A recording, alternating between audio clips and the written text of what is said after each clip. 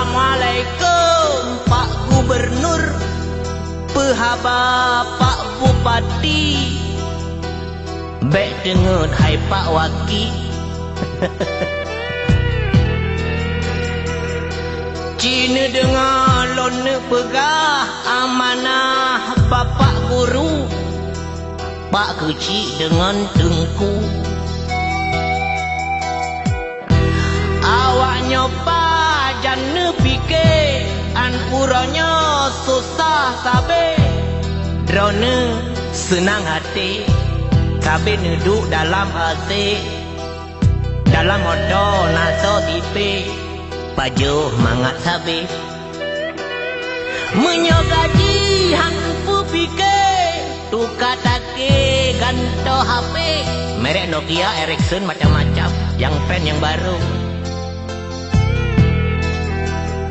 Menyuk motor cik sabe pre tingkai teken bon. Pak Gubernur geduk sedan, Pak Bupati Toyota, Pak Waki lawitnya na bonus motor NA. Pak Guru gari paling keren Honda Astuti, di dengku jangan gaki. Pak Guci kadang-kadang becak, pakan kengat urangnya beda tak gaji. Cok gaji 7 bulan 3, abadan di bulan 12 juta. Mangan deh.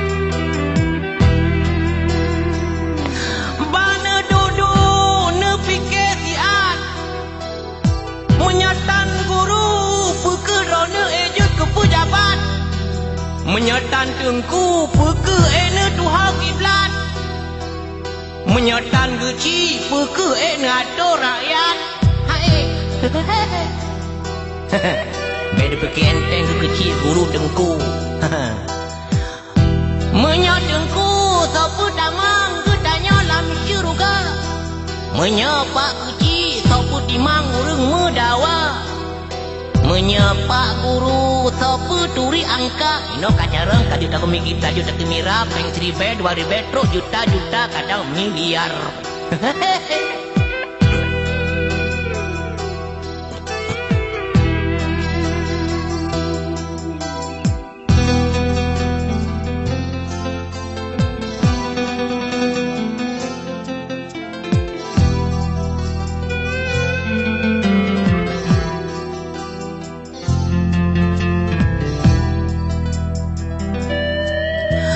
Pak Gubernur, Pak Bupati, Pak Waki, yang nung pegahnya amanah dari rakyat. Memang berat tugas Gubernur dan Pak Bupati bana pimpin rakyat. Memang berat tugasnya hai Pak Waki bana urusan rakyat. Tapi hai Pak,